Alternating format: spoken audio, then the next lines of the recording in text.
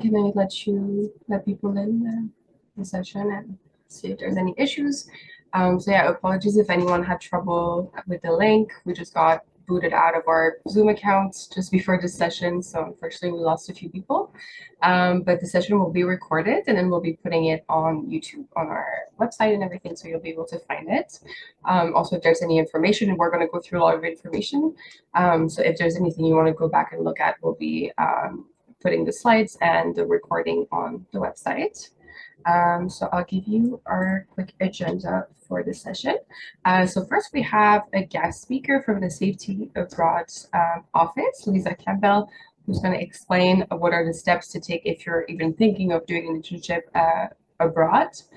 And then I'll go through the introduction of our office, the Arts Internship Office, and then what we offer, such as internship opportunities, funding opportunities, training opportunities, and mentorship opportunities.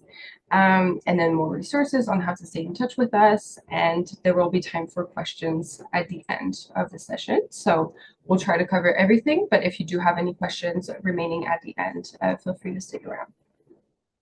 So first, I will let Lisa explain the steps to doing an internship abroad. Wonderful. Thank you so much, Jade. So welcome, everybody, and thank you for joining us. It's a pleasure. So as Jade highlighted, my name is Lisa Campbell. I'm the Safety Abroad Officer at McGill University. So I work in the James Building, and I'm responsible for overseeing the requirements for students traveling abroad on any type of university-related activity. So whether that means an internship, or you'll be doing research abroad, or an exchange, that would fall within my scope of responsibilities. So there's a few different factors that you have to consider. If you're even looking at going to travel abroad, it's a truly enriching, academically enriching experience that we hope many of you will take part in. And there's lots of different opportunities available all over the world. And so there are a few things to bear in mind if you're even thinking about traveling abroad with McGill. One of them being that there is within our scope of responsibilities, the need to complete two specific requirements. Now, depending on your different faculty or department, there may be additional requirements that you'll need to complete, but the two that are overseen by our department are the pre-departure orientation and the travel registry. So if you're traveling anywhere outside of Canada, so anywhere internationally, you would need to complete the pre-departure orientation, and I can explain a little bit on the next slide. That's something that's offered on a month basis. Yeah, thank you so much. Exactly. So what we suggest typically is, even if you're thinking about going abroad, the best way is to be proactive, and you can sign up on our website. You'll see the link below, and you can navigate on our page and see what it entails. So essentially, it's a 1-hour course. It takes approximately 1 hour, sometimes a little bit more, sometimes a little bit less. And it's really to give you an overview of what is expected of you when you travel abroad, anything about insurance, anything about immunization that might be required. So it's really general, but it covers a lot of information that is necessary when you are thinking of going abroad. So if anyone is interested, what I would suggest doing is looking at the calendar. You'll notice that for September, the registration period is currently closed, but it'll open back up on the first week of October, so on October 2nd. And then how it works is that you'll have approximately a month to complete the course. So it's fairly straightforward. And if you have any questions, you can always direct them towards me or the internships office, of course. But I remain available either by email or by phone. You'll have access to my contact information. But that's in terms of the pre-departure orientation. So be proactive, try and do it early. And it's really thorough in terms of offering you the best type of information possible. It's divided into sections. So before you go, while you're abroad, once you come back home, just things to expect and that might occur on your international journeys. Okay. And that's Great. And so if you have any questions, I'd be happy to answer them at this time. The other facet that's important to consider is the registration of your McGill Student Travel Registry. So this is available on our website as well. All you have to do is click on the link that's on the website and navigate to the appropriate page. And what you'll see is that you'll download an app. It goes actually on your phone. So it's compatible with an iPhone, with Android, any of the devices that you're using. And essentially, it's a way for myself to verify and see where your university-related activity is going to be. Because we follow in line with the Government of Canada's travel registry, so I'm responsible for overseeing that on a daily basis. If there's a change in terms of the registry, for example, there's a country that's listed as an area, just to exercise caution, and then it changes before your travel to a level 3, which is avoid non-essential travel. That would prompt me to reach out to you and verify that you're okay, ensure your safety, and it's just a good way for us to keep track and make sure that student safety is of our utmost priority. So those are the two things that are to think about, and the earlier the better that you can get them done. Okay, so my contact information is there. You'll notice my phone number at the bottom of the page, and also you can reach me at safetyabroad@mcgill.ca. Okay, thank you. Thank you so much, Lisa. Of course, my pleasure. Yeah, exactly. So especially for the pre-departure orientation, I'll go through the different application processes, but we're really going to require the certificate of completion that you get once you've completed the course. We'll ask you to submit it once you apply to internships through our office. So even if you're thinking of going abroad, again, as Lisa was saying, it's really good to be proactive and to keep that in mind. So I'll also be presenting our website, so you'll be able to find all these information on our website as well, and the McGill Abroad website. So thank you, Lisa. Now I'll move on to the resources of our office. So my name is Jade. I work at Arts Internship Office. For the past couple of years, I was an intern, and then I was a student staff, and now I work there full time. And so what do we offer at the Arts Internship Office is, as I was saying earlier, internship opportunities. So we help you find internships, but we also offer funding to help you do an internship. And there's a lot of training that people usually don't necessarily think about when it comes to internships, but even before you go on your internship journey, we'll help you with some training opportunities during and after as well. And we have some mentorship opportunities to help you on your journey to find an internship. So we have a big vocabulary. I think every office kind of has its lingo. So words that you might hear a lot throughout this info session is postings, awards, ARIA, AMI, and drop-in, and things like that. So by the end of this session, you should be able to understand all of these keywords.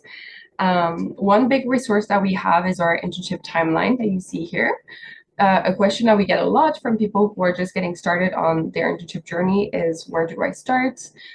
Should I already be applying for next summer? What's the timeline? When am I doing my internship in the first place? So this is a really great tool to really break it down and help you navigate the whole year and when to do your internship. So one thing to remember is that we really push students to do internships in the summer mainly, because for many reasons, but it can impact your studies. It can be very difficult to manage both a full course load and an internship. But internships are done very independently by students. They're not mandatory at McGill and the Faculty of Arts. So you are able to do internships. But however, our resources are really focused for summer internships. So you see here, right now we're in the September bubble, so it's really getting to know our office. I'll present the different events and resources that we have just to get to know us. And then October to December is starting to find your summer internship, define your interests, trying to define which internship you might be interested in applying for. And the actual applications usually start around January to March. There are a few exceptions where you would apply before Christmas, but it's better to get all your information started before Christmas, and then after the winter break to start your applications. So again, sorry, I forgot to do the zoom in. So again, you can see more clearly. The fall semester is really of gathering all this information, the networking, the CV cover letter workshops that I will present later on. So first, to talk about our internship opportunities, so I'll answer a few questions such as where do I get to see the different opportunities, how do I apply, and when do the summer internships open? So first, we'll start with kind of like a definition of what is an internship and what is not an internship. So again, coming into McGill, you might not be thinking of an internship right away, and then you start thinking about it, and you might wonder, what is an internship? So it's an experiential learning opportunity.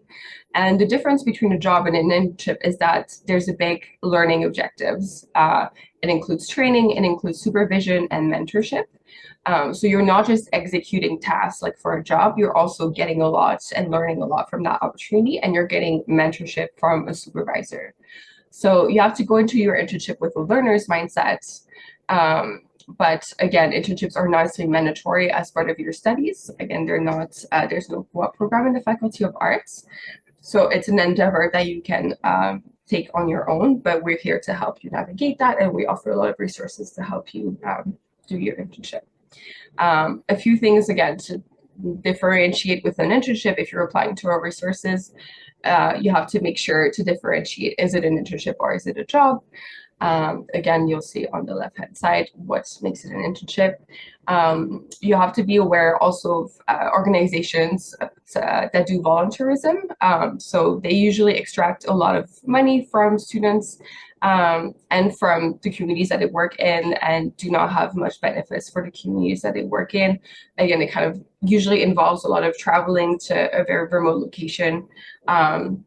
But it can be very exploitative, both for the students doing an internship and the community. So we really warn students against that.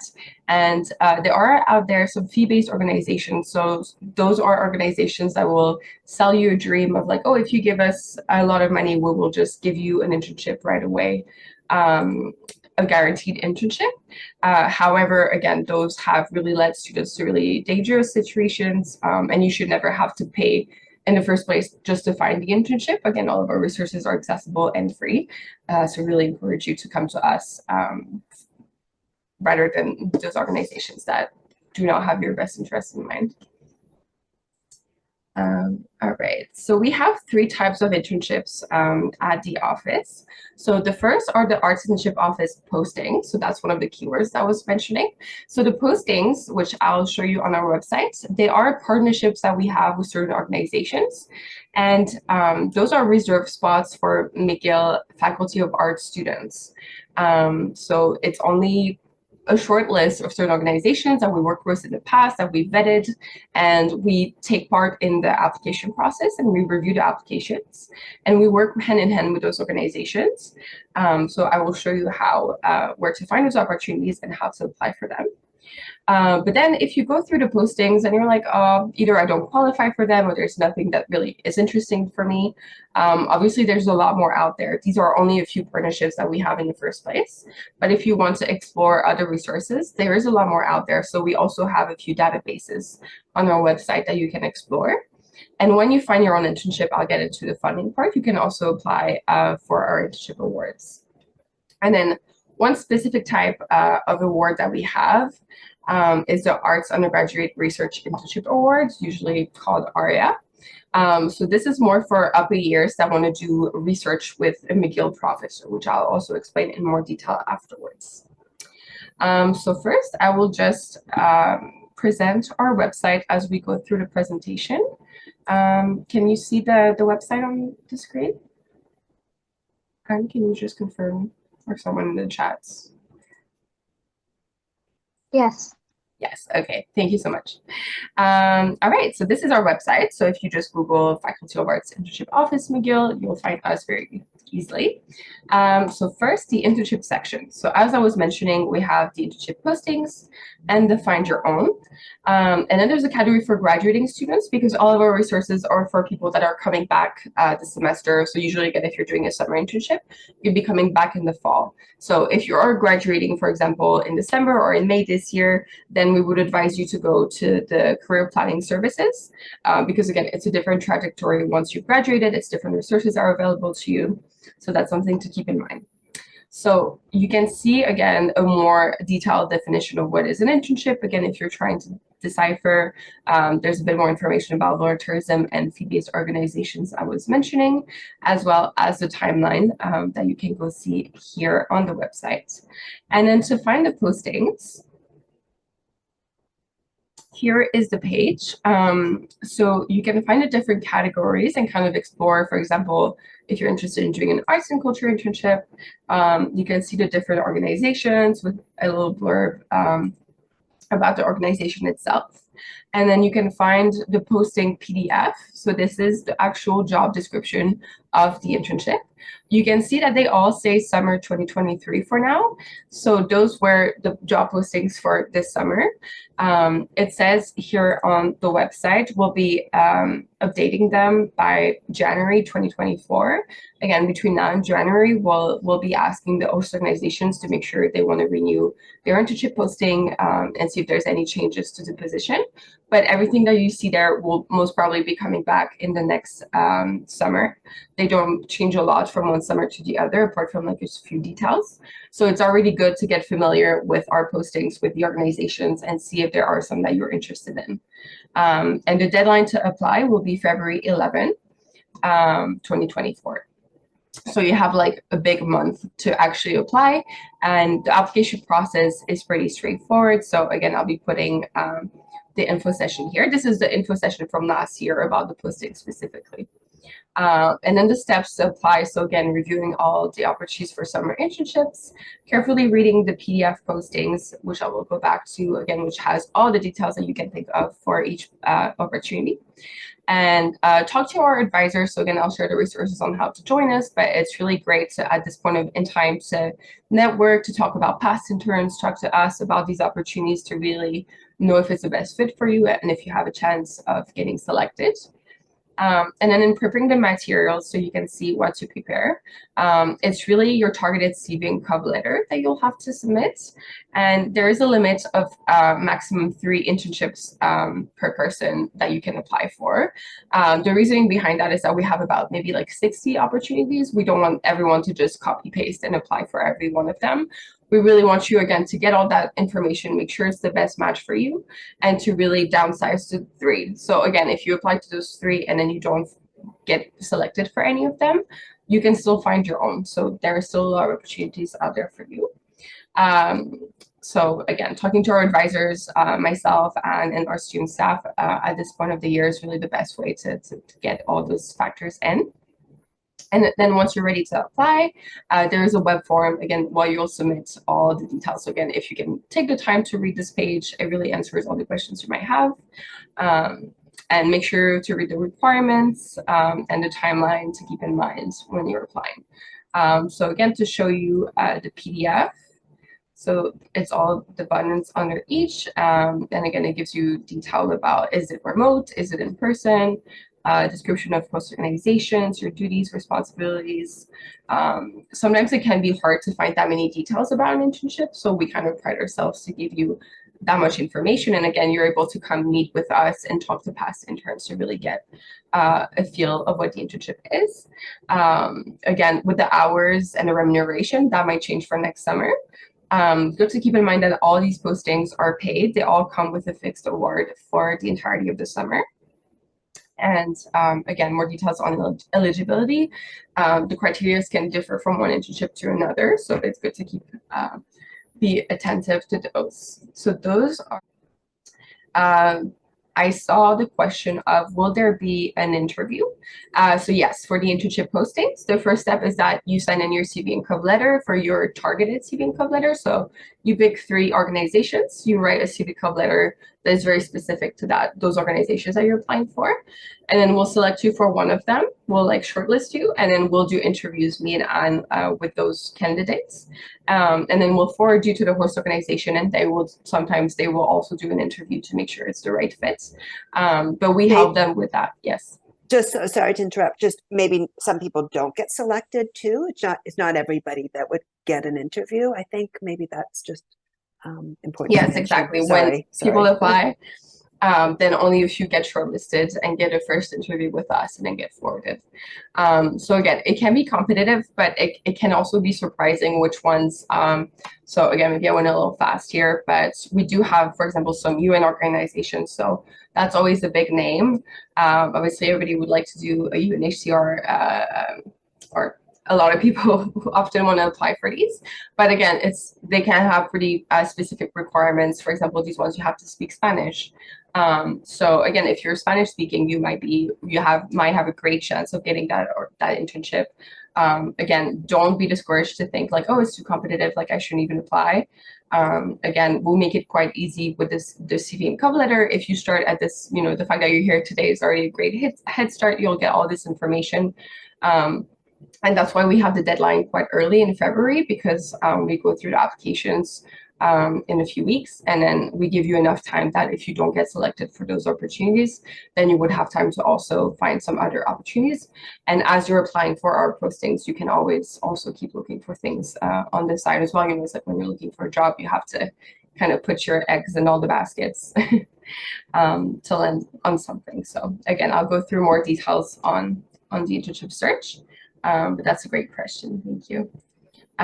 So again, as I was saying, so the postings are the partnerships that we have. If you're interested in looking broader than that, then you would go through the Find Your Own Internship page. Again, I invite you to read through this page. That has a lot of details, a lot of great resources. So the steps to finding an effective internship is a really great PDF that we also have printed at the office. I'll present to you later. It's a little checklist on like how to get started. So I really recommend it if you're just getting started in your search. Then we have, again, the CV and cover letter are really going to be the centerpieces of your application. And the CAPS is a career planning services office. And we really work with them because they work with every faculty at McGill. And they really have amazing resources on how to build your CV and cover letter. So we have workshops in partnership with them and other organizations on how to build your CV and cover letter, but you can also reach out to them specifically at any time. I cannot see with my screen sharing, but yes, exactly. So if you click here, you'll see the CV cover letter resources. They have some guides that you can find here. And if you go in contact on the career planning services, you can also meet with them specifically about CV and cover letter. So again, they're a great resource additionally to our office. When it comes to specifically reviewing, like right on your CV and cover letter, that would be with them that you would be able to do that. So the internship postings are the ones that I just presented, and then there's a few databases. So if you already are thinking of staying in Montreal, then you can explore the Montreal host organization list, which is organized by categories that are, again, a bit different than the ones that we have on in our partnership. So it can be very interesting to explore. And for these ones, we don't have a partnership with them. So you would have to reach out on your own, again, using the resources that we have for you, and make sure that they are looking for someone for next summer, and to see with them what the requirements would be for that position. Then we have the McGill internship database. Again, it's more of an even broader database. It's not just Montreal. That one you have to log in with your McGill credentials. And then you can go by area of interest, location, again, all around the world, and levels of graduate or undergraduate. And we try to refer you directly to their either job page or internship program. Again, some of them might have a very established internship program, like for example, the UN, with very specific requirements. So that's why it's a lot of information. So it's good to get started now to kind of like define your interest and see what the requirements might be, what your options might be. And again, starting by area of interest and location are two things that can really help you narrow down your search in terms of internship. So this is the second database. We have a third database that's also the CAPS database, the Career Planning Services, so My Future, which you also have to log on to access. I can just move this. Let's see, no, too many tabs. All right, so this is the CAPS, My Future, that you can access here. And again, you can go through jobs. So it has both jobs and internships. So you have to be a bit more careful in your search, but it can have other resources as well. You can also go meet with CAPS advisors so they can help you search through the My Future database. So for travel, again, for those who have seen Lisa's presentation at the start, even if you're thinking of going abroad, it's great to get familiar with the pre-departure orientation. It's recommended to do it 3 to 6 months before you leave. So even if you're thinking, again, it's not binding, you don't need to have something secured in order to do the orientation. So it's better to get it done and have it there. Again, you can see all the information here on the registration cycles. So that's for any internship outside of Canada. And there's obviously some other things to prepare if you're going abroad.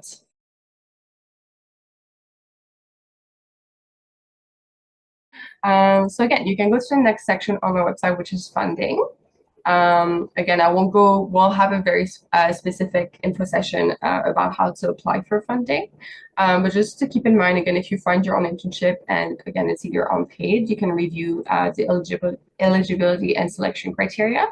Again, making sure that you qualify for them, see what's ineligible, and if you would qualify for the funding. The deadline is in March.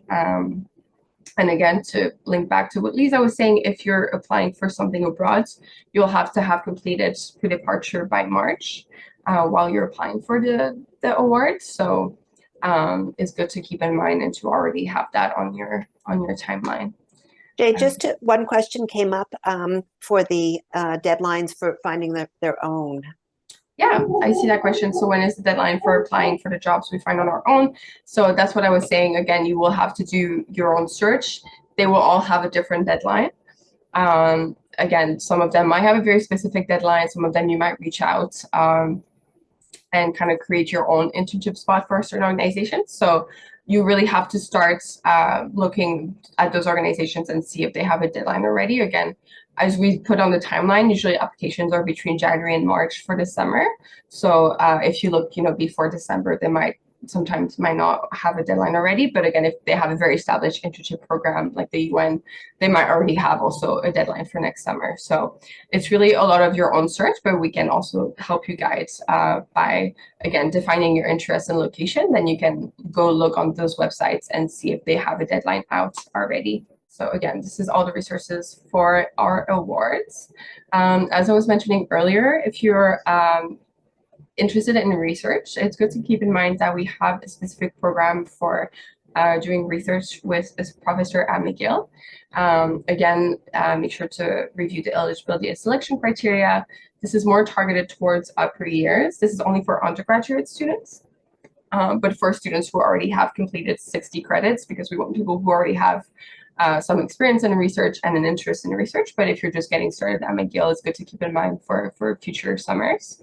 So this is also a summer program where, again, you get to work with a McGill professor on their own research and get a $5,000 award. Again, we have the recording of the last info session specifically about ARIA, but we'll have also a new one in November, which I will show you later on. There's a question about master's students receiving an ARIA award. The ARIA is specifically for undergraduate students. So that would eliminate graduate students, but master's students are open to applying to the internship awards. Then there's another question concerning ARIA. Does 60 credits include transfer credits? Normally it's students who've done at least, 2 years at McGill that we sort of recommend for ARIA. But if you have specific questions, I'd like to look at your particular case rather than just give you an answer like that. So the question was, do you need to have completed 60 credits? Mm-hmm. I'd rather just, look at your transcript and discuss it with you. But we do think it's a program that's better suited to students who have at least done if you're a Quebec student, after 1 year, it's okay, but an international student, it would be better after U0 and after U1.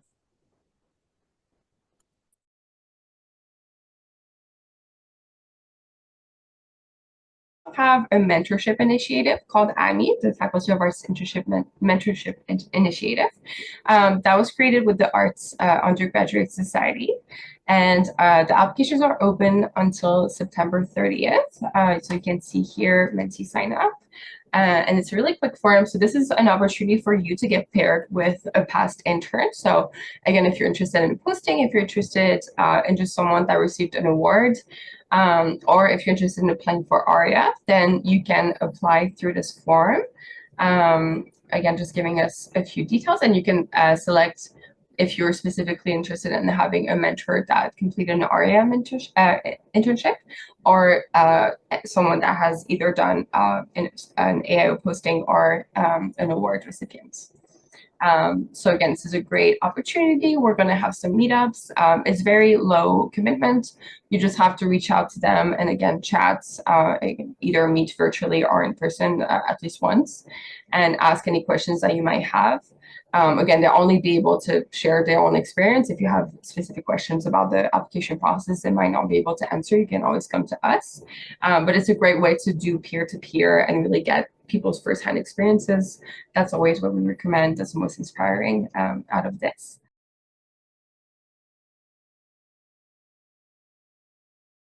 And then so all the events, again, that some people were already mentioning.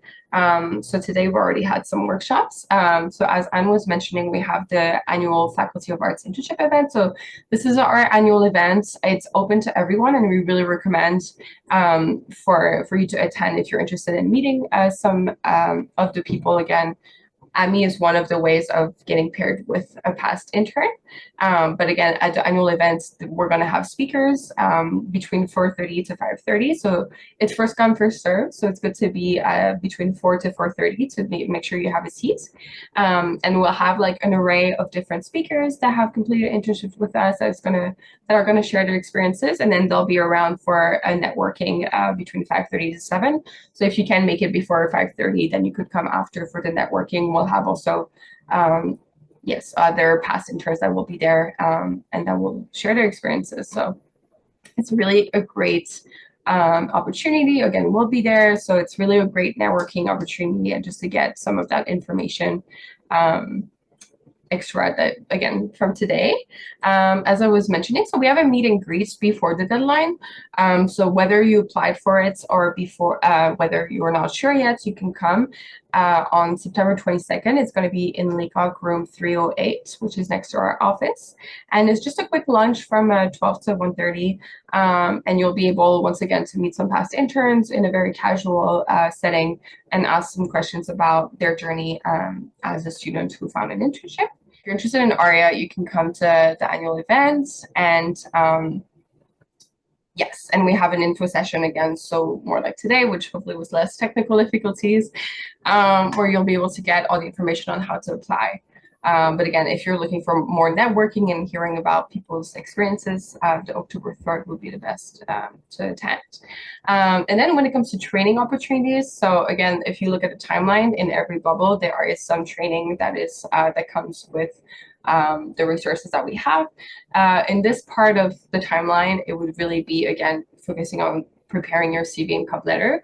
The earlier you do it, the more thankful you'll be once you get to applying. It will be all updated and ready to go, and you'll be able to really, master the art of CVs and cover letters and how to adapt them to each application. So in November, we'll have a few sessions, again, in partnership with other experts in the fields that are really going to sit down with you and look at how to update your CV, understand expectations. Again, one of our student staff was saying that she's an international student and she didn't know about certain formatting of CVs in North America and how that can be helpful in landing an internship. So again, having recommendations from experts is really the best way. Again, there's always the way to RSVP at the bottom of the page. So this is just a direct Zoom link. Yeah, so again, and there's a few more dates end of November as well. But again, you can always reach out anytime to CAPS, as I was showing earlier. And we also have stories. So I think I forgot, I'm not sure if the link is working today. Under each posting, you can find the story from past interns. So again, this is a great way to hear from past interns, again, without having to meet them. But if ever you would like to be also get in touch, if you really have a specific interest in one of the posting, you can always email us as well. And finally, contacts. So as Anne was mentioning, our drop-in hours. So we have drop-in hours, which means you can come for one-on-one advising. Again, we have student staff that you can see here, some of our student staff. So those are students that have completed internships, either ARIA or AIO with us in the past, and that work with us throughout the year. So they're really equipped to give you some one-on-one personalized advice. So again, today we're giving you the general blurb, but if you really want a general, very specific advice for your situation, then you'll be able to come with them. If there's anything that they're not able to answer, then you can always meet with me or Anne. You can email us at AIO@mcgill.ca right here. Yes, and the drop-in hours are Monday 1 to 2, Wednesday 10 to 12, and Thursday 11 to 12. But again, if you'd like to meet outside of those hours, you can always email us as well. And again, sessions like today will be recorded and put on YouTube. You can also see the ones from past years, but we'll have info sessions throughout this year that will be updated with this year's information. Yes, and Anne was also mentioning, so we have a newsletter, so that's also a great way to stay in touch. Again, we'll send a lot of updates about our events or about the opportunities, and we have a monthly newsletter that kind of summarizes all this information. And we also have social media that you can see here. So we have a Facebook for people that use Facebook, and an Instagram that we started more recently, where again, we share interns' experiences and events and resources.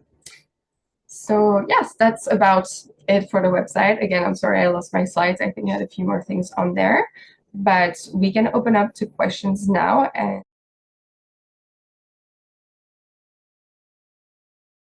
I think that we always get that question, do we have less chances to be chosen for an internship if it's our first year?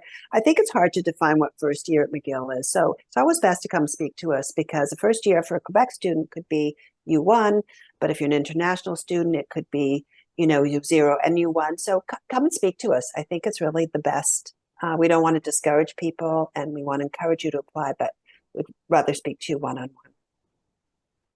I'll show you one of the little tricks is to go on our funding page and go see the past award recipients. And you can see for the past many years, all the award recipients. So that's the postings that come with an award and the people that apply on their own. And you can do a little Control F and do U0. And then you can see what type of internship people have applied for, what they have gotten. But again, people really come from different backgrounds as well. Like U0 and U1 can mean different things from different people. And again, going to the workshops for CV and Cover Letter can really help you make the most of the experience that you do have. Again, we don't expect people to have like 3 years of experience for everything. But again, as you can see, there's a lot of interns that have limited internships as first years. It really depends if you find something that is at your level of your qualification level that you're eligible for. Again, there's a few requirements. Obviously, some of the postings that we have are targeted for upper years. But again, the more you come and talk to us and the more you talk with past interns, and the more you'll be able to get all that information and know which one is the best fit for you. But again, if you have a very specific, knowledge about an organization, again, it can be really at your advantage, and you might be able to get an internship regardless of your year. Again, with ARIA, it's really, because it's research and it's academic, it's really more based on your credits and your academic experience. But for internships, again, you can find your own as well. So there's really a lot of resources out there. And it's good to get started as a first year, so that even if it doesn't work the first summer around, then you're already equipped and you know how to go for the years after. So that answers it. someone asked, is it possible that we get the position but not with the funding? So you don't have to apply for the funding on top of the position. It comes automatically. So if you get selected for the position, it will come with the award that is set on the posting. Are there internships offered in Toronto? So yes, we have a few postings in Toronto. I believe we have 2 postings. Again, they can be quite specific and pretty specific Toronto in this field. So we have a community development internship at, oh no, it would be under Arts and Culture, the Regent Park Film Festival in Toronto. So that's an in-person internship in Toronto. But again, if you go back to the award recipients page, you can see that interns have found internships in Toronto as well. Again, if that one specifically is not for you, then you can also reach out to organizations in Toronto and do an internship there. For the AMI program, are you allowed to sign up as a mentee as long as you're interested in finding an internship? Does it have to be an internship connected with the AIO? Yeah, there's no requirements for AMI. Again, it's really just for you to ask questions and to get paired with a fellow student. So again, it's low commitments. You don't need to have an internship already. You don't need to you're not forced to apply for an internship afterwards. And again, when you can choose for ARIA, or you can choose summer internships. So you might be paired with someone who did a posting or found their own. It can be different, but also if you come to events or the annual event or the meet and greets, you'll be able to meet with people who found their own internship. Someone asked about not being fluent in French at business level, which is something that we do get asked a lot. Can I still have opportunities to get involved in an internship?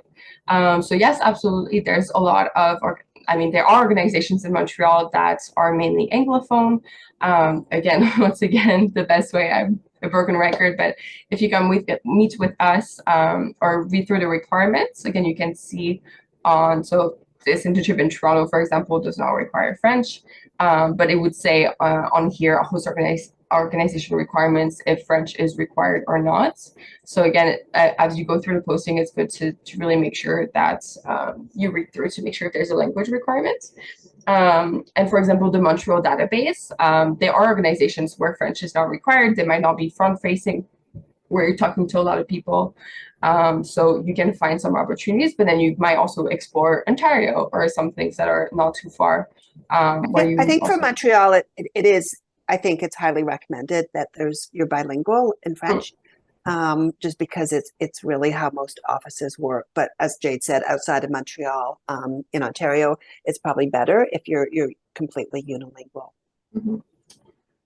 Someone else said, just on the other one, Jade, just give you a break to speak. Someone had asked about AMI, when they will hear about the AMI that they signed up for. Sorry? When they would hear about the answers, about the AMI, when yes. people will be paired up. That was a question too. Yeah, so the deadline is September 30th. So in October, we'll be doing the pairing, and then we'll get back to everyone on who they got paired with. But again, the first meet and greet is before that. So you can also come and just, it won't be specifically with your mentor that you got paired with. Obviously, it's just more of a casual, again, we kind of use AMI as any mentorship events, but the actual pairing will happen in October. Another question was any advice on someone who's just getting started. So again, hopefully you got to see the resources today. Something that was mentioning in internships Find Your Own is this first resources steps to an effective internship. So I find that it's a little checklist that we made that I find really helpful. Again, kind of goes over things that I said today, but again, I like a good checklist on how to get started. So attending workshops and info sessions and events. And again, and then define your interests. So taking time to reflect on your interests. So as I was saying, again, taking time to reflect on your interests. Your internship doesn't necessarily have to be in the field that you're studying. You can also explore something different. Again, it's a good opportunity for you to do that. Again, but there's a few questions to think about. And then also location, I think, is a great factor to consider. Again, are you staying in Montreal? Then you're going to look at a Montreal organization. You can look at different locations as well, and then kind of let fate decide where you'll be in the end. But again, if you're deciding to look in France, then you should already think also I should do pre-departure, and it's going to look a little different if you're doing an internship abroad. Again, it has a lot of really good advice and just like kind of like breaks it down. So if you're really just getting started, I think that's a really great resource. And then again, CV cover letter, just like getting that done right away and getting in that process of, because it might seem really daunting if you're waiting until February and then everything, all the deadlines are happening and you're like, oh, my CV cover letter are not done. And like, I have midterms, I don't want to get this done. So it's really great to get started as early as possible. And again, meet with our staff. Again, to get one-on-one advising is also the best because we'll be able to look at your interests and really like direct you towards the postings that we think would be best for you. So again, I will let you go through that resource, but I think it's a great, so this one is in internships and then find your own internship. And it's the first link after the YouTube video. So steps to finding an internship. Next question. All right. The past intern sharing session required registration, and where is that? So the annual event does not have registration. It's again, there's limited capacity. So we would recommend getting there between like 4 and 4:30 just to make sure you have a seat. If you're referring to the AMI session, there's no RSVP for now. You can just come in like 3 or 8 between 12 and 1:30. We might have like our RSVP list at the office or something, but for now, again, just save the dates and you can also just drop in. Are internships credited towards our degree? So that's a really good question. So as I was explaining in the beginning, there's no co-op program in the Faculty of Arts. So internships are really done independently. Again, you have access to all the resources that we have, but they're not necessarily university related when you do your internship on your own. However, there are some credit classes that exist. So if you are interested in knowing about that, it's under for students, and then we have academic credits here. It is possible to get credit, however, it can be quite complicated. It's only certain departments that offer the credit course, and it's very specific to each department. Again, they have a lot of eligibility criteria. So if you're thinking of wanting to do credits, I would really recommend looking well in advance at this page and the requirements. Also to keep in mind the timeline of that is that you get accepted for an internship and then you have to apply before starting for the internship. You have to apply for the credit course before starting the internship, then you do your internship in the summer, and then we come back in the fall. That's when you do your course.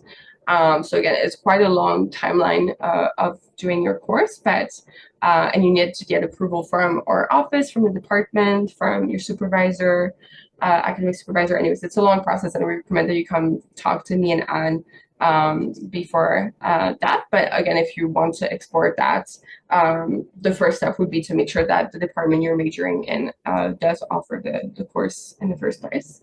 And then really it's a major paper that you're going to write Yes. the semester following. So if you do the internship, like Jade said, in the summer, you register for the course in the fall, and then you write a paper. So there's no mark for the internship itself. It's really an academic program, and it's a paper that's involved. Exactly, that's important information. There's no credit just for doing the internship. Again, you're writing a paper. It's more of an independent research class about your internship once you come back after the internship. Someone asked the ratio of people applying versus admitted. Again, really hard for us to say. We don't have numbers or anything because it can be really surprising. I like to say like we have a Scottish history internship, and people would think like, oh, well, those ones would not get, but they're always like really popular. Like we never really, I mean, again, some that might seem really specific, might be really popular. So again, it's good to see, and we never know how many people are going to apply for each internship. But once again, if you prepare well, if you really have a CV cover letter that is specific about the posting you're applying for, and that you that you met with past interns, and that you got involved throughout the year, and really got all these information, then you really stand a chance. And but we unfortunately don't have like statistics And for clarification, do we apply at most 3 positions from the list plus the ones we find ourselves? Yes, exactly. So for the postings, the partnerships that we have with our office, you have to do a ranking of 3 positions. But then when it comes to finding your own internship, there's no limit to how many you can apply for. Again, it's a very independent endeavor. It would just be for, but you can have our resources to help you apply for them. And just again to let you know, our office is in Leacock Room 307. So the best way again to get to know us is just to drop by, and we'll be able to do some one-on-one advising or send us an email with your questions, and we're very responsive. But yeah, thank you so much for taking the time to come today. And yeah, we'll be posting the recording online as well, so you can always go back to the resources. I think the best thing is that you're all here today. And I mean, if that's really one of the first steps in taking for an internship, is that you're active, we're getting to know you, that you're interested. And, I think it's really excellent that you're here. So congratulations for putting this together. And thank you, Jade, for the presentation.